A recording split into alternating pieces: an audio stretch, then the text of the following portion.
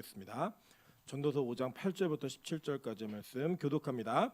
너는 어느 지방에서든지 빈민을 학대하는 것과 정의와 공의를 짓밟는 것을 볼지라도 그것을 이상히 여기지 말라. 높은 자는 더 높은 자가 감찰하고 또 그들보다 더 높은 자들도 있음이니라. 땅의 소산물은 모든 사람을 위하여 있나니 왕도 밭의 소산을 받느니라. 은을 사랑하는 자는 은으로 만족하지 못하고 풍요를 사랑하는 자는 소득으로 만족하지 아니하나니 이것도 헛되도다. 재산이 많아지며 먹는 자들도 많아지나니 그 소유주들은 눈으로 보는 것 외에 무엇이 유익하랴. 노동자는 먹는 것이 많든지 적든지 잠을 달게 자거니와 부자는 그 부유함 때문에 자지 못하느니라. 내가 해 아래에서 큰 패단되는 일리에 있는 것을 보았나니 곧 소유주가 재물을 자기에게 해가 되도록 소유하는 것이라. 그 재물이 재난을 당할 때 없어지나니 비록 아들은 낳았으나 그 손에 아무것도 없느니라. 그가 모태에서 벌거벗고 나왔은즉 그가 나온 대로 돌아가고 수고하여 얻은 것을 아무것도 자기 손에 가지고 가지 못하리니 이것도 큰 불행이라. 어떻게 왔든지 그대로 가리니 바람을 잡는 수고가 그에게 무엇이 유익하랴. 일평생을 어두운 데에서 먹으며 많은 근심과 질병과 분노가 그에게 있느니라. 죄송합니다. 17절 다시 한번 읽을게요. 시작. 일평생을 어두운 데에서 먹으며 많은 근심과 질병과 분노가 그에게 있느니라. 아멘. 우리 주변에 있는 분들에게 이렇게 인사하도록 하겠습니다. 시간이 지날수록 부흥하고 있습니다. 네, 예배 시작할 때는 권사님들과 권사님 후보들이 1분단에 다 앉아 계셨거든요. 네, 그런데 예배 좀 시작하고 나니까 2분단이 차기 시작했어요. 그리고 기도 끝나니까 3분단까지 이렇게 채워졌는데 하나님께서 이 예배당을 다 채우시는 은혜가 있기를 소망합니다. 근데 저는 무엇보다 그 빛가소금 교회가 사람을 채우는 교회가 아니라 예배자가 채워지는 교회였으면 좋겠어요. 천천히 늘더라도 조금씩 늘더라도 하나님은 정말 예배하는 자들의 모임이 되어서 이 교회 예배가 제일 감격스럽다라고 하는 그런 간증을 우리 스스로도 할 수 있고 외부에서도 할 수 있는 그런 교회가 되기를 주님의 이름으로 축원합니다. 네, 오늘은 전도서 5장 8절부터 17절까지의 말씀을 가지고 만족하십니까? 라는 제목으로 하나님 말씀 증거하도록 하겠습니다. 이 전도서는 여러분이 잘 알다시피 이 솔로몬이 쓴 책입니다. 코엘레트라고 하는 제목인데 모임, 회중, 교회에게 말하는 자, 즉 설교자가 쓴 책이에요. 이 설교자가 쓴 책을 통하여서 하나님께서는 이 땅 가운데 해 아래에 있는 것들이 얼마나 헛된 것인가를 이야기해 줍니다. 우리가 뭐가 있냐면 이런 거예요.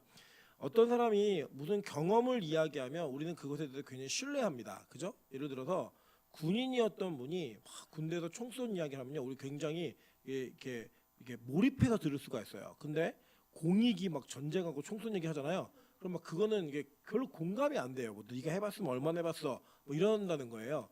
그래서 우리는 무언가 경험해본 사람이 이야기해주는 거에 대해서 더 높은 신뢰성을 갖습니다. 이 솔로몬은 이 땅에서 안 해본 거 해본 거 없이 다 해본 사람이에요. 우리가 그렇게 부러워하는 부자도 해봤고 정말 자신의 운명이 어떻게 될지 몰라가지고 눈치를 봐야만 했던 그런 어려운 시기도 겪어봤습니다. 그리고 그에게는 인생에서 하나님을 제일 멀리 떠났던 시기도 있었고요. 다시 돌아왔던 시기도 있었어요. 그리고 높음과 낮음, 이 땅에 책이란 책은 안 읽어본 책이었고 뭐 연구하고 싶은 거, 호기심 있는 거, 궁금한 거 다 해봤어요. 사랑은 안 해봤을까요? 여러분 아가서 읽어보셨잖아요, 그죠? 진한 러브 스토리, 그죠? 그 러브 스토리가 이 솔로몬에게 있어요. 그래서 여러분 보시면 이 솔로몬의 인생에 그의 인생 속에 우리가 부러워할 것들, 때로는 우리가 경험하고 싶지 않은 것들, 심지어는 우리가 뭔가 이게 호기심이 있는 것들 있잖아요. 그런 것들 모든 것들을 다 경험해본 사람이 우리에게 설교해 주는 거예요. 그래서 여러분 저는 개인적으로 설교가 가장 쉬웠던 사람이 누굴까? 좀 베드로라고 생각합니다. 베드로가 어떻게 설교했을까요? 내가 4년 전에 예수님과 함께 해변을 걸을 때 예수님이 이렇게 말씀하셨습니다. 이거 한마디에 끝나는 거 아니에요. 그냥 바울은 맨날 우겨야 되니까 진짜긴 한데 하도 안 믿으니까 내가 삼층천까지 갔다 오고 이거 사람한테 배운 게 아니라 이거 다 하나님께서 나에게 계시로 알려주신 거야. 이거 맨날 주장하는 동안에 베드로는 뭐 했어요? 내가 예수님과 해변을 걸을 때 이거 한마디에 끝나는 거니까요. 그냥. 그리고 그게 얼마나 큰 힘인지 우리는 알게 됩니다. 여러분 이런 차원에서 이 전도서는 아주 우리에게 우리가 해보지 못한 것들을 다 해본 사람이 우리가 알아야 될 것들을 정확히 알려주는 내용들로 가득 차 있는 것을 보게 됩니다. 먼저 오늘 본문의 8절을 보시면 어느 지방에서든지 이렇게 얘기해요. 그러니까 이게 어디든지 다 일어나는 일이라는 거예요. 근데 그 일어나는 사건이 뭐냐 봤더니 빈민을 학대하는 것과 정의와 공의를 짓밟는 것을 볼지라도라고 얘기했어요. 그죠? 근데 거기 보면 이걸 이상히 여기지 말래요. 예. 여러분 우리가 보통 이게 솔로몬 정도 되면 이런 정의가 그리고 공의가 세워지지 않고 막 그 부자인 사람이 빈민을 학대하고 막 이런 거 보면 막 열받아야 되는 거 아니에요? 그죠? 그런데 그 이상히 여기지 말라고 그냥 지나가는 것처럼 보여요. 그리고 그걸 복수하지 말라고 얘기하는 것처럼도 보입니다. 실제로 이 솔로몬은 이러한 권력자들의 횡포나 힘을 가지고 있는 자들이 가지고 있는 이 부조리함들에 대한 이야기를 이미 했어요. 여러분 기억 안 나시죠? 전도 하도 오래 보셔가지고 전도서 3장 16절 보겠습니다. 전도서 3장 16절. 전도서 3장 16절입니다. 자, 읽겠습니다. 시작. 곳 거기에도 악이 있고 정의를 행하는 곳 거기에도 악이 있도다. 자, 4장 1절 읽어볼게요. 4장 1절 전도서 시작. 내가 다시 해 아래에서 행하는 모든 학대를 살펴보았도다. 보라, 학대받는 자들의 눈물이로다. 그들에게 위로자가 없도다. 그들을 학대하는 자들의 손에는 권세가 있으나 그들에게는 위로자가 없도다. 자, 여기 보면은 이 땅의 부조리함이 그냥 비일비재하게 일어나는 일이고 이상하지 않은 일이라는 거예요. 계속 있는 일이라는 거예요. 여러분 우리가요 어떤 게 선거철이 되면 지금 이제 선거철이죠, 그죠? 언제 선거? 6월에 하나요? 4월에 선거죠. 이 선거철이 되다 보니까 선거철에는 정치인만큼 겸손한 사람들이 없어요. 그죠? 막 읍조리고 막 조아리고 뭐 잘못했습니다. 한 번만 기회를 주세요. 그렇게 얘기합니다. 이번 기회를 우리가 주고 나면요 4년 동안 그들의 모습을 지켜보게 될 텐데 4년 동안의 그들의 모습이 지금과 같은 모습이라면 우리 국회의원 그 사람 계속 뽑아줄 겁니다. 그죠? 근데 그러던가요? 아니었죠. 여러분 그 지금도 보면은 뭐 공천 탈락한다, 공천에서 컷오프 됐다 막 이래갖고 막 자기가 몸담았던 당을 탈당하고 욕을 하고 막 이런 일도 막 비일비재하게 보이잖아요. 저는 그게 그 사람이 나쁜 사람이어서 그렇다고 생각하지 않아요. 그냥 이 땅은 권력에 대한 욕구와 욕망이 있는 사람들이 그 권력의 게임을 쭉 하면서 버려지기도 하고 데려오기도 하고 쓰임받기도 하고 하면서 어떤 땐 기쁘기도 하고 슬프기도 하는데 문제는 뭐냐면 그 가운데 항상 우리가 생각하듯이 공정함, 공의 이런 거 있어요 없어요? 정의? 없어요 여러분. 여러분 우리가 개인적으로 여러분도 그리고 저도 지지하는 정당이 있고 정치인이 있을 거예요. 그 사람이 그 정당이 정권을 잡으면 이 나라가 확 바뀔까요? 여러분 그런 일 없어요. 예. 여러분 그 증거가 뭐냐면 매 정권이 바뀔 때마다 권력자들이 감옥을 갑니다. 예. 그러니까 잘못한 게 없으면 가요 안 가요? 안 가요. 근데 매해마다 매번마다 정권이 바뀌면 감옥을 가는 권력자들이 있어요 없어요? 다 있어요. 그러니까 대통령만 간다는 게 아니라 그 정권에 있었던 장관들 힘을 쓸 줄 알았던 모든 사람들이 다 감옥 가요 안 가요? 가요. 그러니까 누구든 간에 간다고요. 그 위치에 있었던 사람들이. 왜 그럴까요? 그들이 소위 말하는 정의와 공의를 무시하고 재판을 굳게 하고 빈민을 학대하고 이런 것들이 있다는 거예요. 특별히 오늘 이 본문에서는 경제적인 걸 갖고 얘기하는 겁니다. 특별히 우리가 살고 있는 이 대한민국은 이 자본주의 국가잖아요. 그래서 우리가 이 돈을 벌고 또 사유재산이 있고 이런 일이 있다 보니까 진짜 희한한 일이 있어요. 제가 이제 설교 시간 언제 얘기했죠? 잠깐 말씀드렸는데 17개 국가에서 행복에 필요한 것이 무엇인가라는 설문조사를 했는데 14개 국가가 행복에 필요한 게 가족이라고 얘기했어요. 가족 1위가 1위. 3개 국가가 다른 걸 얘기했는데 그 중에 하나가 대한민국이에요. 대한민국 뭐냐? 돈이 행복의 필요 조건이라고 얘기했어요. 왜냐? 이 사회가 이 구조가 돈이 있는 자들에게 너무나 관대한 거예요. 제가 아는 한 외국인이 그러니까 교포 외국인이 뭐라고 했냐면 돈만 있으면 한국처럼 행복한 나라가 없대요. 네, 돈만 있으면. 그래서 돈만 있으면 한국은 어떤 범죄를 저지르고 어떤 잘못을 저질러도 다 용서받을 수 있다는 거예요. 다 길이 있다는 거예요. 다 용서받을 수 있는 길이. 여러분 실제로 이번에 그 코인 갖고 장난치다가 그 잡힌 권도영 씨 아시죠? 예, 이분이 이제 그 잡혀가지고 이제 송환을 해야 되는데 지금 권도영 씨가 원하는 송환지가 어디냐면 한국이에요. 한국. 예, 근데 결국 미국에 가게 됐어요. 예, 미국에 가냐면 미국에 가서 그런 뭐 주가 조작 이런 거 하잖아, 장난치잖아요. 그 형량이 100년, 뭐 심지어는 뭐 300년 이렇게 때려요. 그럼 뭐예요? 예, 죽을 때가 나오지 말라는 거예요. 근데 우리나라는요, 한 4년 살고 나오면 얼마나 재산이 남아 있는 이런 그 나라가 됐어요. 이게 왜 그렇죠?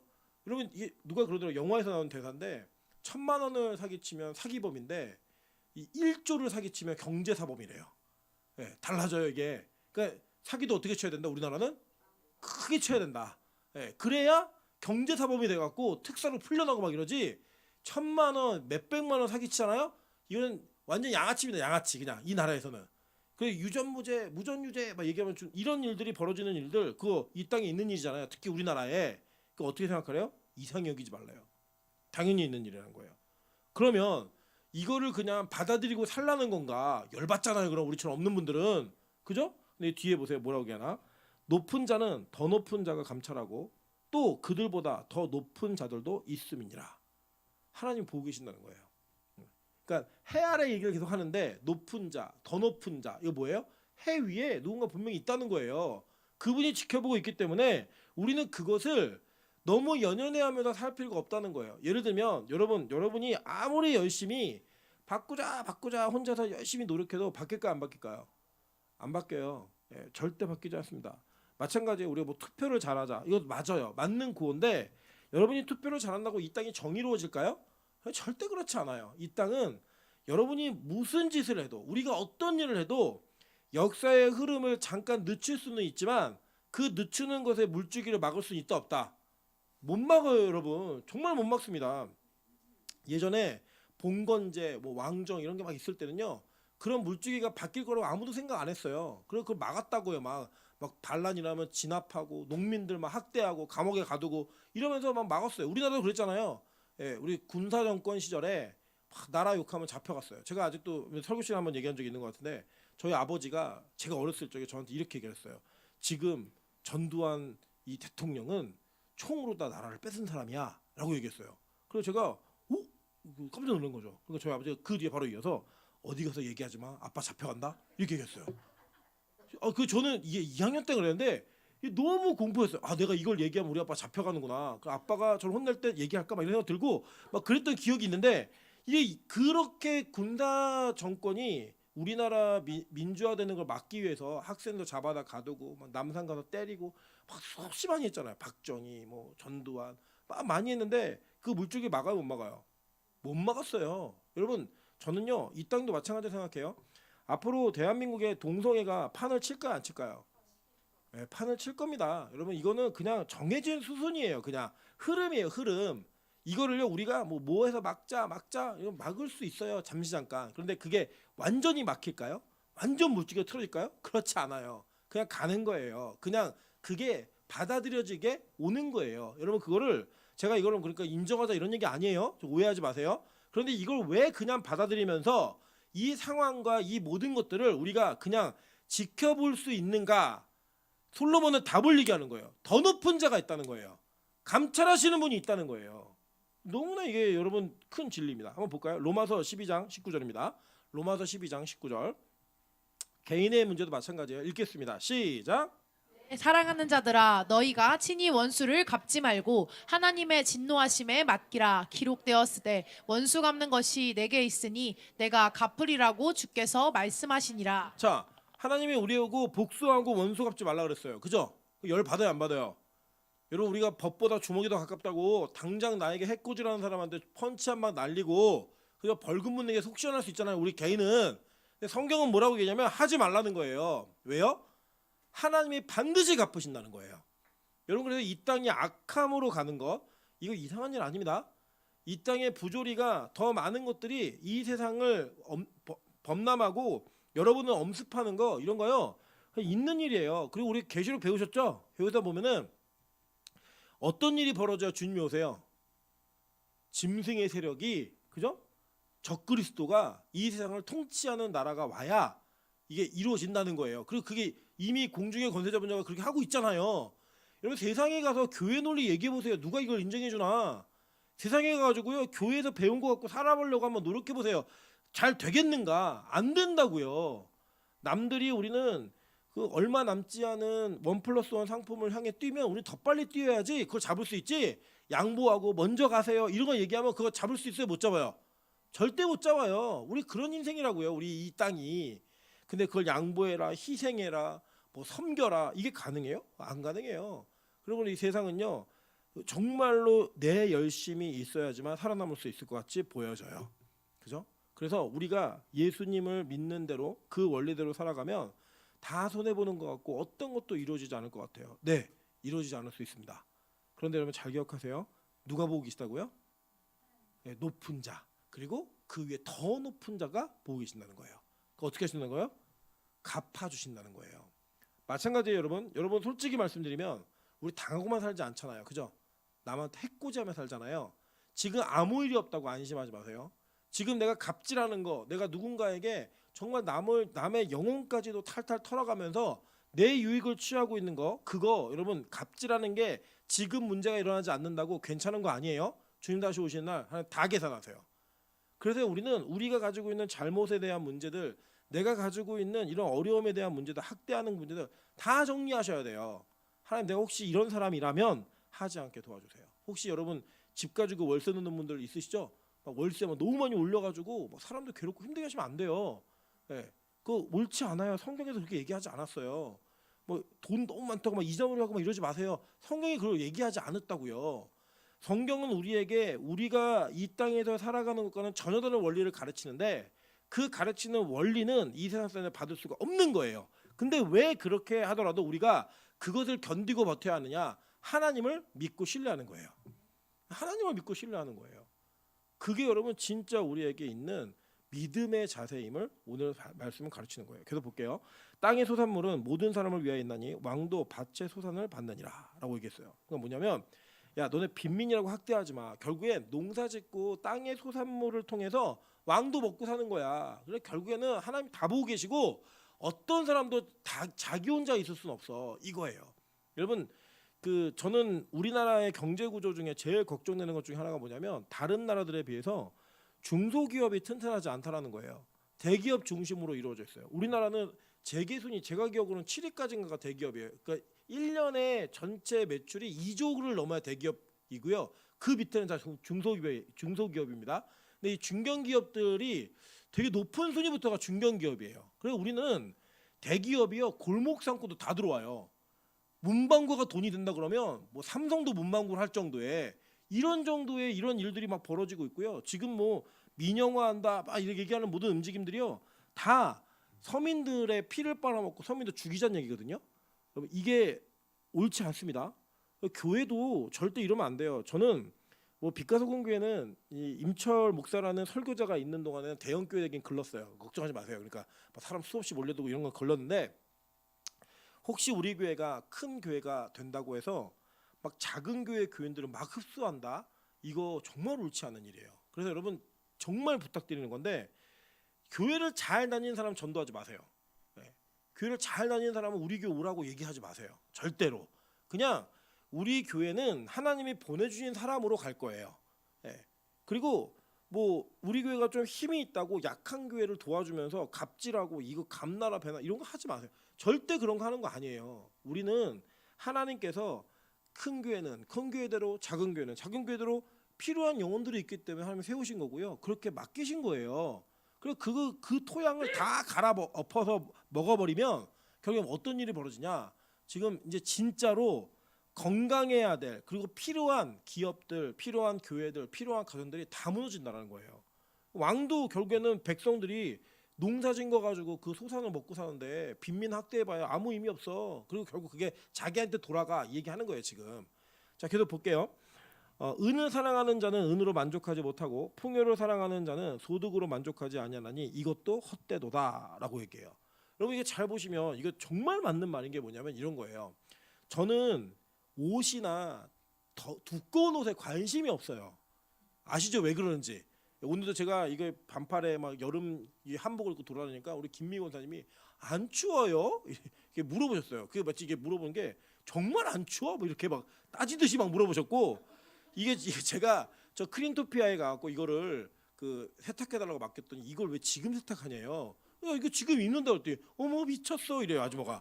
예, 이게 그분은 이제 옷을 이제 계속 세탁하는 분이니까. 저는 옷에 대한 이런 어떤 이게 사랑과 뭐 옷에 대한 애착 이런 게 하나도 없어요. 하나도 없으니까요. 네. 그러니까 뭐냐면 저는 한 벌로 만족해요. 그냥 한 벌로 만족해요. 그리고 뭐 옷은 저는 가릴 때 가리는 거지 막 멋을 내고 꾸미고 이러는 도구가 아니에요. 저한테는. 저는 그냥 가릴 때만 가리면 돼요. 그래서 저에게 옷을 고르는 기준은 뭐냐면 싼 거예요. 싼 거. 싼 거. 우와 바지가 안에 8,000원이야. 그럼 사요 저는. 저희 아내가 제가 위아래 13,000원짜리 추리닝을 사고 입었거든요. 제가 나갔다 온 사이에 버렸대요.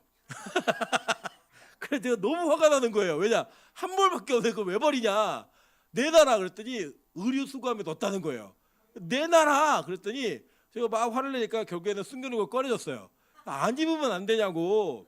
왜냐 저희 아내는 이게 옷을 사랑하는 여자거든요. 그러니까 옷을 사랑하니까 옷을 계속 바꿔야 되고 또 입어야 되고 저희 아내 그 옷을 사요. 입을 옷이 없대요. 제 옷장이 다 저희 아내 옷이거든요. 입을 옷이 없대요. 만족이 안 되는 거예요. 왜요? 사랑하는 대상에는 만족이 안 돼요. 근데 저는 옷에 대한 사랑이 없으니까 이게 만족이에요. 전 다. 네, 우리 승순이 권사님의 고백은 진심입니다. 진심. 이게 뭐냐면요, 여러분이 돈을 사랑하잖아요. 그러면 돈을 사랑하는 거는 돈으로 만족할 수 없는 인생인 거예요. 돈으로. 왜냐, 그건 갖고 가져도 또 갖고 싶은 거예요. 여러분 우리가 이 땅에 무언가를 사랑하기 시작하잖아요. 그러면 그 사랑하는 걸 통해서는 절대 만족을 누릴 수가 없습니다. 왜냐하면 우리의 욕심은 끝이 없기 때문에. 인간의 욕심은 정말 끝이 없어요. 여러분 100억을 벌면 아무것도 안 하실 것 같죠? 전 세계 부자들 중에 100억 가지고 아무것도 안 하는 부자 있나 한번 살펴보세요. 없어요. 다 재투자하고 이 돈을 어떻게 굴릴까 그거 고민하죠. 야 나 100억 있으니까 이제 내 인생에다 나 아무것도 안 하고 나 먹고 놀겠다. 절대 그런 사람 없습니다. 찾아보세요. 한번 있나. 절대 없어요. 여러분 우리나라에서 가장 많은 현금을 보유하고 있는 기업이 삼성이거든요. 삼성의 모토가 뭐예요? 매해마다 올해가 위기다. 이거 아니에요. 그죠?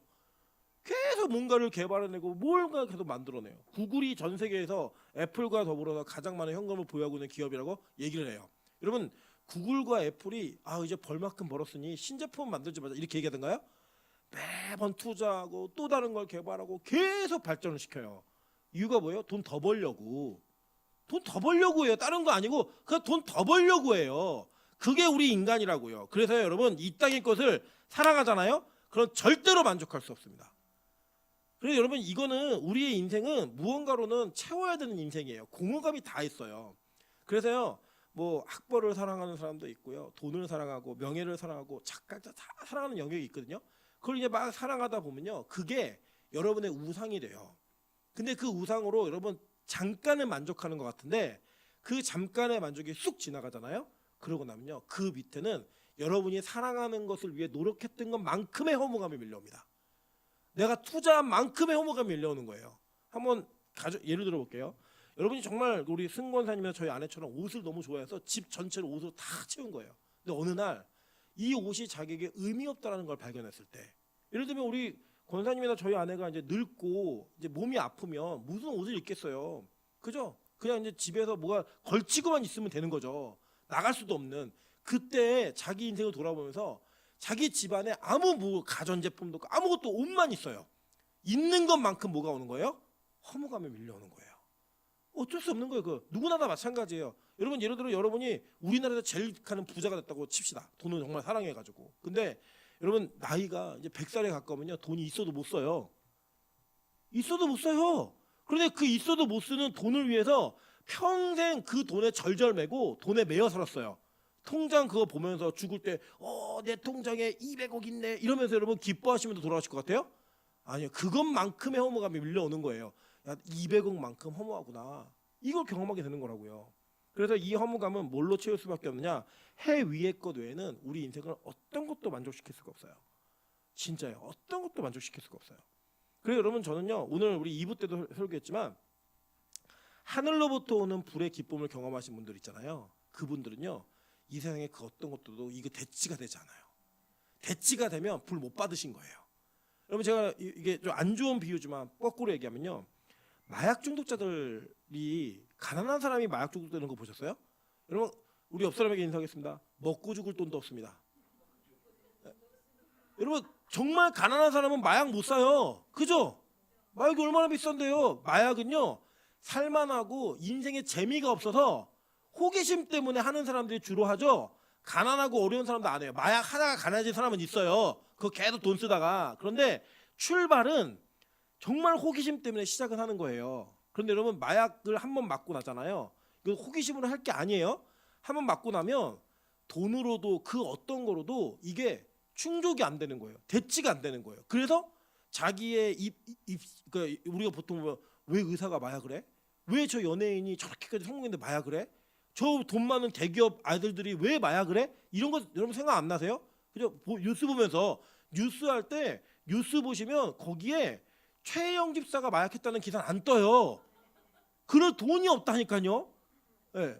그래 정말 이 세상에 부러울 게 없는 사람들이 그거 하고 앉아 있는 거예요. 근데 왜 하냐? 그 마약의 그 기쁨과 환희, 쾌락은 이 세상에 어떤 것으로도 대치가 안 되는 거예요. 그리고 몰려 있는 거예요. 근데 이거보다 더 심한 게 뭐냐면 이게 하나님으로부터 온 은혜의 경험을 한 사람은요, 그 어떤 걸 대치가 안 돼요. 혹시 대치가 되는 사람들 있으시잖아요. 그러면 여러분 혹시 대치가 되시면 여러분 하나님의 은혜를 맛보지 못한 분들이에요. 진짜예요.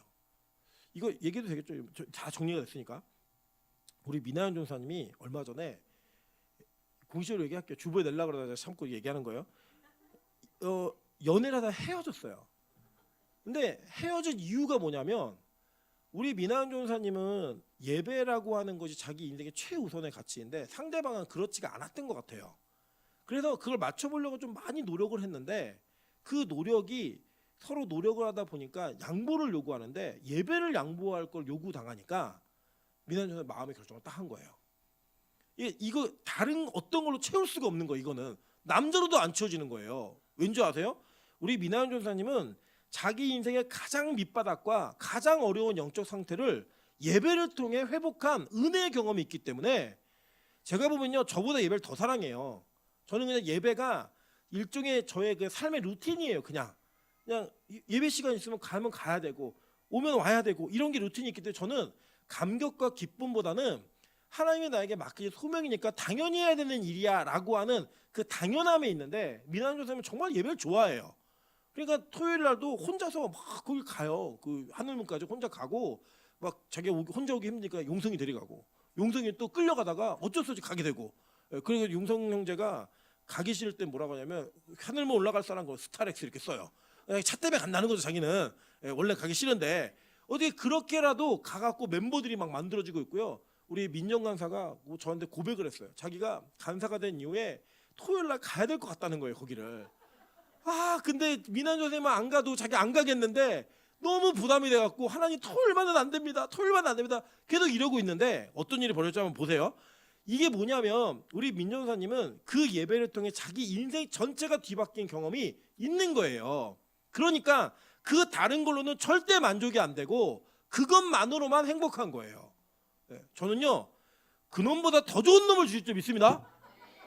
왜 더 좋은 놈이 오면은 여러분 다 그래 되는구나 그러고 다 그렇게 결단하세요. 나도 민정사처럼 예배드리다 간다 이렇게 막 생각하시면 돼요. 여러분 그래서 이 은혜는요 어떤 것으로 대치가 안 돼요. 그런데 여러분 이 세상 걸 사랑하잖아요. 그러면 여러분이 사랑하는 것만큼 여러분 공허해 지십니다. 이건 100% 맞는 이야기예요. 그래서 저는요 여러분에게 권면드리는 건 예수로 만족하셔야 돼요. 예수로. 이 땅에 특히 재물로 만족하라고 한다? 절대 그런 일 없어요. 고린도후서 3장 5절 보겠습니다. 고린도후서 3장 5절. 자, 시작. 우리가 무슨 일이든지 우리에게서 난 것 같이 스스로 만족할 것이 아니니 우리의 만족은 오직 하나님으로부터 나느니라. 아멘. 여러분 저 이게 진짜 우리 고백됐으면 좋겠어요. 우리 빛가서 공교회 교인들에게 뭘로 만족하세요? 라고 물으면 나는 예배 때문에 만족합니다. 하나님 때문에 만족합니다. 그 만족이 이 세상 그 어떤 누구도 우리를 의심하지 않을 수 있는. 제가 얼마 전에 예전에 제가 전도사 때 섬기던 교회 권사님을 만났어요. 이 마들역으로 이사 오셔가지고 같이 식사를 하는데 우리 교회 얘기를 물으셔갖고 제가 교회 얘기를 막 하는데 권사님 저 교회 얘기를 막 하다가 제가 뭐라 했냐면 권사님 저 너무 행복해요. 진짜예요. 그랬더니 그렇게 말씀 안 하셔도 정말 얼굴에 행복하다고 쓰여 있대요. 네. 얼굴 해봐도 쓰여 있대요. 여러분 저 진짜 행복해요. 저한테 아우 힘드시죠 이런 얘기 하지 마세요. 저 되게 행복해요 진짜. 진짜 행복해요. 그 행복이 저는 그 어떤 것과도 바꿀 수 없는 행복이 제 안에 있어요. 왜냐? 저는 교회를 너무 사랑하고요. 이 십자가에 대한 정말 감격과 사랑이 있어요. 제가 너무 부족한 부분이 많은 목사이지만 말씀을 사랑하는 그 말씀에 대한 진짜 애정이 저는 있어요. 그래서 저는 예전에 부교육자 때는 담임 목사님과 조금 다른 목회 철학이 있으면 말을 못하던 게 있거든요. 제가 믿는 대로 전하지 못하는 게 있거든요. 근데 제가 담임 목사가 된 이후에 제일 행복한 건 다른 거 아니에요. 그냥 제가 믿는 그대로 설교할 수 있고 제가 외치고 싶은 그대로 설교할 수 있는 이게 너무너무 행복해요. 진짜. 네. 여러분 저는 우리 빛과 소금에 그런 행복이 가득 찬 은혜가 있기를 소망합니다.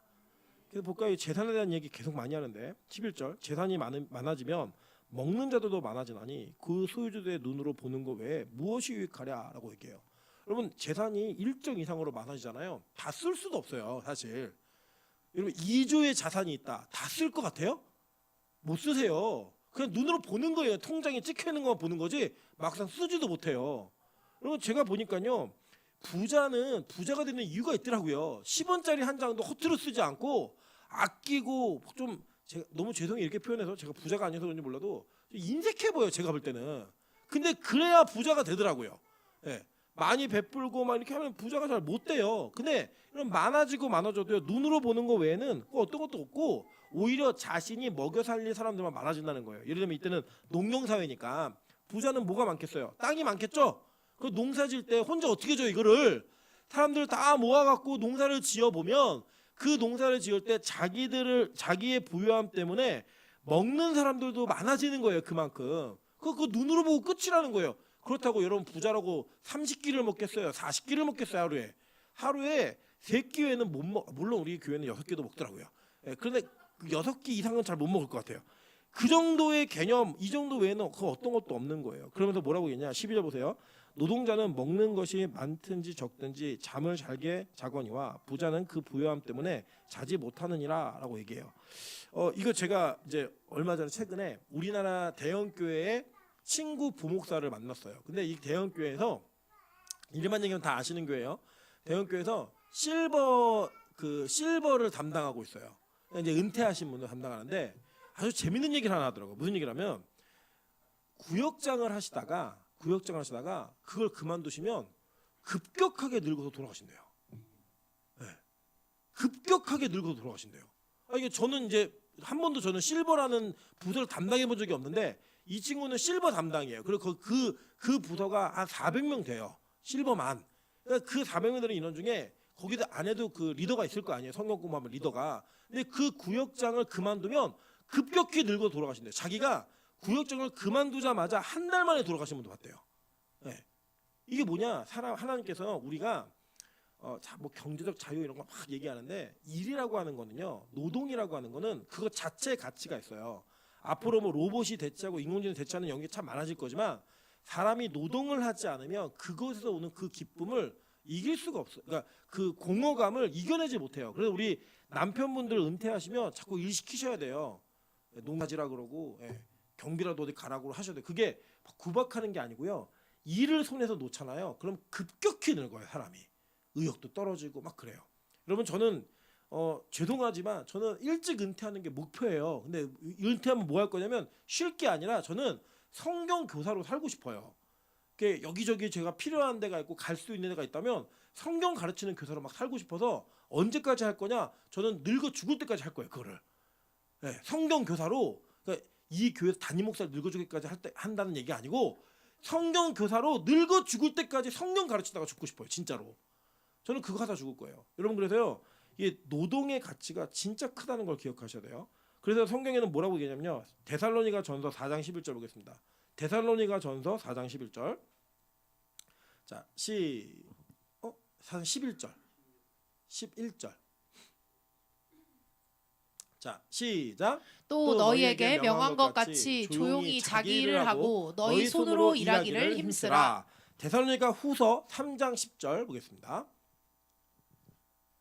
시작. 우리가 너희와 함께 있을 때에도 너희에게 명하기를 누구든지 일하기 싫어하거든 먹지도 말게 하라 하였더니. 자, 데살로니가 교회가 어떤 교회냐면요. 데살로니가 교회는 천국에 미쳐 있는 교회였어요. 근데 이 천국을 사모하는 그 사모함이 도를 넘어섰어요. 그리고 뭐 했냐면, 야, 우리 주님 다시 오실 거고 천국은 영원한 나라이고 우리는 그 나라 갈 거니까 지금 일하지 마. 그냥 놀아. 어차피 천국 올 건데. 그래서 종말론이 잘못돼 있으니까 바울이 데살로니가 교회 전서와 후서에 편지를 쓰면서 뭐라고 했냐면, 야, 일하기 싫어하는 사람들 먹지도 말게 해. 뭐의 명령이에요, 명령. 일하기 싫어하면 먹지도 말게 하라는 거예요. 여러분, 교회가요, 사람을 돕고 사람을 세우는 일에 기준이 좀 있어야 된다고 생각해요. 저는 예를 들어서 누군가 열심히 일을 하려는 의욕이 있는데 잘 안 풀려가지고 어려운 사람들이 있을 수 있잖아요. 교회가 저는 전적으로 도울 수 있다고 생각해요. 우리 교우 중에 그런 사람이 있다면. 근데 반면에 정말로 일할 능력도 되고 일할 수 있는 재능도 있고 다 준비되어 있는데 일을 하지 않으면서 먹고 노는 사람을 교회가 도울 필요는 없다고 생각해요. 성경이 하지 말라고 그랬어요. 노동의 가치가 얼마나 중요한지를 얘기한 거예요. 왜냐하면요, 이 노동이라고 하는 단어가 아바드라고 하는 히브리어인데, 이 아바드라고 하는 히브리어가 예배하다라는 단어랑 똑같은 단어예요. 경작하다, 예배하다. 그러니까 여러분, 예배가 누가 쉼이라 그래요. 제가 그 하늘문에 어떤 그 청년 저기 아저씨 하나가 자기가 옮기고 싶은 교회가 있대요. 교회 이름이 뭐냐면 쉼이 있는 교회래요. 하늘이 너무 빡세니까 쉼이 있는 교회를 갔으면 좋겠다고 제 사촌 동생이 그렇게 얘기하더라고요. 여러분, 그 예배라는 아바드 자체가 경작하다라는 단어예요. 경작하다. 예배는요, 여러분, 절대로 우리의 편함을 추구하는 그런 예배는 하나님께서 받으신 예배가 아니에요. 예배 자체가 우리의 열심과 노동이 들어가야 돼요. 그래서 여러분, 제가 설교 준비하는 게 정말 힘들거든요. 근데 힘든데 기뻐요. 만족감이 있어요. 이 설교 준비하는 게 정말 저는 괴로워요. 그런데 그 괴로움을 이겨낼 만한 감격과 희열이 있어요. 여러분 그러셔야 돼요. 예배 오는 게 기쁘신 분. 한 분. 그 자주 안 오시잖아요. 예배 오는 게 아무리 기뻐도요. 여러분, 그게 우리 인생에 네, 끝나고 남겠습니다. 네. 자, 우리 인생에 아무리 기뻐도요, 예배는 힘들어요. 기도하는 게 행복하신 분. 여러분, 기도 1시간씩 하면 힘들어요, 안 힘들어요? 힘들어요. 저는 지난번에 우리 아영 전사님이, 그리고 우리 교회에서는 기도에 좀 기도빨이 있는 사람이잖아요. 저 부평제일교회 갔는데 부평제일교회 담임 목사님 사위가 거기서 또 기도를 열심히 하는 친구예요. 둘이 붙었어요. 둘이 붙는데 우리 아영 전사가 졌어요. 져가지고 이제 자기네 이겼다 그러는 거예요. 그래서 제가 이렇게 얘기했어요. 야, 미나영 전사는 아침 9시부터 지금 5번째 예배야. 그 자기들은 3번밖에 안 들었대요. 너네 미나연 조사가 3번 들었으면 다 끝났어. 제가 이렇게 얘기했어요. 여러분, 얼마 이게 노동이냐, 노동. 기도가 노동이에요. 힘들어요. 그런데 그 힘든 것에 대한 가치가 있다 없다? 있어요. 그래서 여러분, 예배를 편하게 드리려는 생각을 갖고 예배 드리지 마세요. 예배는요, 우리의 것을 소진하고 소비하는 거예요. 그래서 하나님께 우리의 섬김으로 드리는 게 예배라고요. 여러분, 그래서 이 노동도 그러한 관점으로 하는 겁니다. 여러분에게 하나님께서 직장을 허락하시고 그 직장을 여러분에게 성직으로 맡기셨어요. 그래서 여러분, 직접적인 죄를 짓는 직업 말고는 다 성직이에요. 예를 들어 뭐 도둑질하는 거, 그 직업이다? 아니에요. 그거는 뭐 강도질하는 거, 직업 아니에요. 그거 뭐 매춘 사업 이거 아니에요. 그런 거 말고 여러분 뭐 간호사로 살든지 교사로 살든지 회사로 살든지 여러분에게 하나님께서 뭘 맡기셨다? 성직을 맡기셨어요. 그래서 예배하는 마음으로 그 일을 하셔야 되는 거예요. 그게 안 된다. 그럼 직장을 바꾸시든지 마음을 바꾸셔야 돼요. 내가 예배하는 자세로 뭔가 할 수 있는 그런 모습으로 우리가 살아가야 된다는 거예요. 그래서 부자는 오히려 그 부유함 때문에 뭐 한대요? 자지 못한대요. 얼마나 걱정이 많겠어요. 여러분, 예를 들어서 여러분이 뭐 돈이 정말 많아갖고 뭐 주식을 한 100억 원어치 사놓은 거예요. 근데 우리나라 주가가 8%가 떨어졌어요. 그럼 열 받아요, 안 받아요? 잠 자요, 못 자요? 여러분, 100억에 8%면 몇 억이에요? 계산이 안 되세요? 8억. 하루아침 사이에 6시간 사이에 8억이 날아간 거예요. 그럼 8억 날린 분이 잠이 올까 안 올까요? 안 오죠. 근데 우리는 8% 아니야 30% 떨어져도 우리 잠이 와요, 안 와요? 와요. 왜요? 주식이 없으니까. 아무 의미 없어요, 우리한테는. 우린 또 내일 나가서 일해야 돼. 뭐 이런 아무 의미 없는 거예요. 그 사람들한테는 집값이 올라갔다 떨어졌다. 여러분 걱정되시는 분들은 뭐예요? 집 두 채 세 채 있는 분들이 걱정되는 거예요. 우리는 걱정돼야 안 돼요. 월세예요. 우리 왜 걱정을 해요? 전세 사는 분들이 무슨 그런 걱정을 해요? 그런 걱정 안 해요. 집이 없는 분들은. 여러분 그게 바로 이 땅에서 무언가는 가진 것이 좋아 보이지만 또 다른 면으로 생각하면 그게 또 아닐 수가 있어요. 요즘 같을 때는 집 많이 사신 분들은 얼마나 또 괴로우시겠어요. 금리는 자꾸 올라가죠. 집은 안 팔리죠. 뭐 이것보다 괴로운 게 없어요. 이때는 누가 진짜 짱이냐면 집 없고 빚 없는 사람이 짱이에요. 지금은. 요새는 예?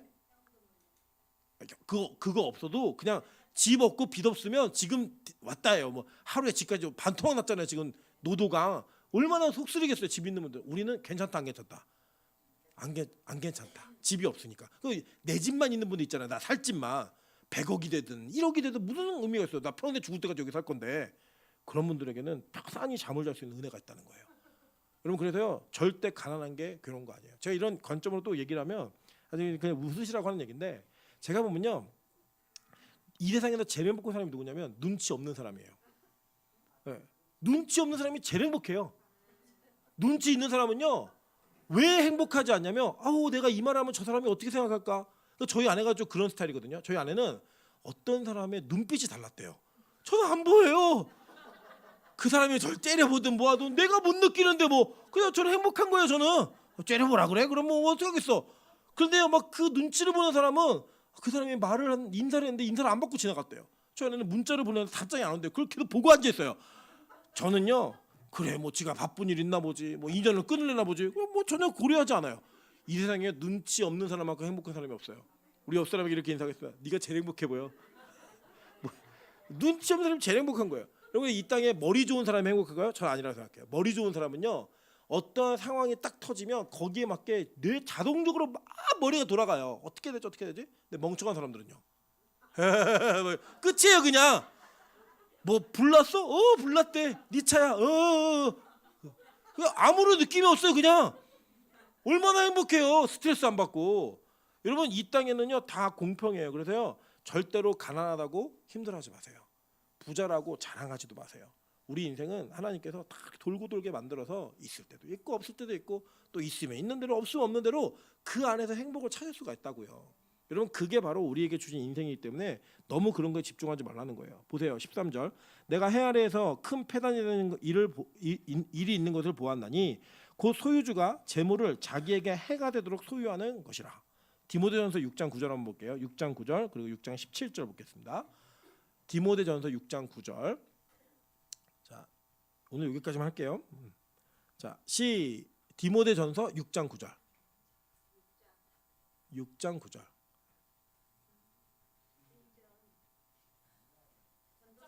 지금 저기 안 돌아가나 봐요. 프로그램이. 딤전 6장 9절. 딤전 6장 9절입니다. 이런 것도 여유 있게 기다리세요. 막 조급하면 그 사람 손에 어차피 안 되는데 뭐 어떻게 하겠어요. 저기다 안 하면 못 하는 거죠.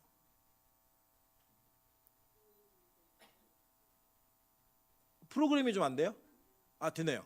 자, 읽겠습니다. 시작. 부하려 하는 자들은 시험과 올무와 여러 가지 어리석고 해로운 욕심에 떨어지나니 곧 사람으로 팔명과 멸망에 빠지게 하는 것이라.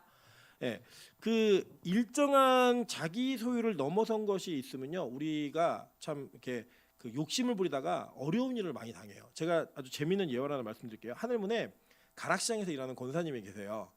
권사님 계신데 우리 권사님이 예전에 우리 코로나 전에 우리 매주 김치 이렇게 해주시던 분인데 우리 교회 알게 모르게 기도로 물질을 많이 섬겨주고 계신데요.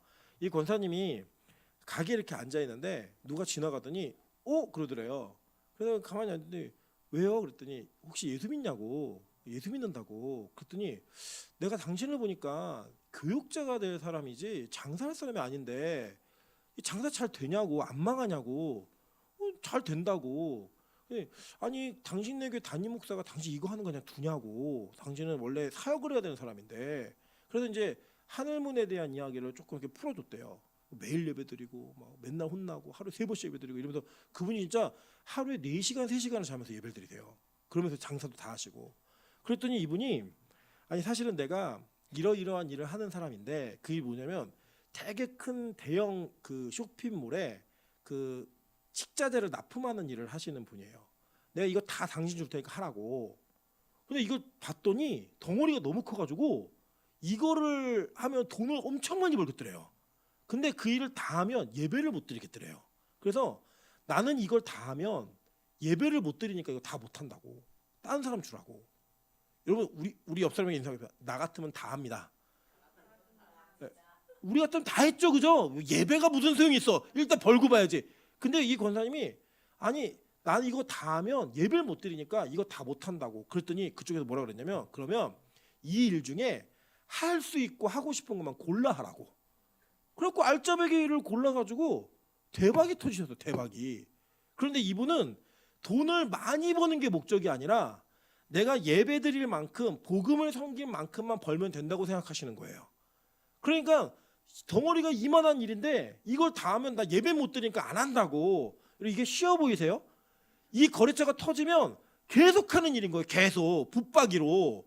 그런데 그 일을 예배 때문에 아니 나는 이거 말고 요거 그러니까 오히려 거절을 하니까 그쪽에서 그러면 당신 예배 드리면서 할 수 있는 일만 고르라고. 그래서 진짜 알짜배기 일만 골랐대요. 할 수 있는. 여러분 그게 뭐냐? 믿음인 거예요. 적어도 우리 그리스도인에게 그 정도의 품위는 있어야 되지 않을까요? 여러분 확 욕심내가지고 뭐 예배고 뭐고 다 소용없어. 나는 돈부터 벌고 봐야지. 이런 마음이 있으시다면 여러분 아직 믿음 없는 거예요. 아무리 뭐 내가 어땠고 하나님 뭐 사랑 이런 얘기하셔도 예배랑 바꿀 수 있는 일이 있다면 여러분 그것보다 하나님을 덜 사랑하는 거예요. 그게 뭐든지 남자면 남자, 여자면 여자, 자식이면 자식 이 모든 것들 하나님보다 더 우선순위로 놓을 수 있는 그것이 있다면 여러분 하나님 덜 사랑하는 거예요. 저는 우리 빛가서공교회가 품위 있는 그리스도인 됐으면 좋겠습니다. 세상의 어떠한 유혹에도 하나님과 바꾸지 않을 수 있는 품위 멋있잖아요. 저는 되게 멋있었어요. 나라면 그랬을 수 있었을까? 나라면 예를 들어 옆에 교회에서 여의도 순복음교회에서 오셔갖고 얘기하는 거예요. 아유 한 주만 예배 쉬면은 교인 100명 보내주겠다고. 그러면 제가 고민 많이 했을 것 같아요. 한 주는 영상 예배만 드리고 교인 100명?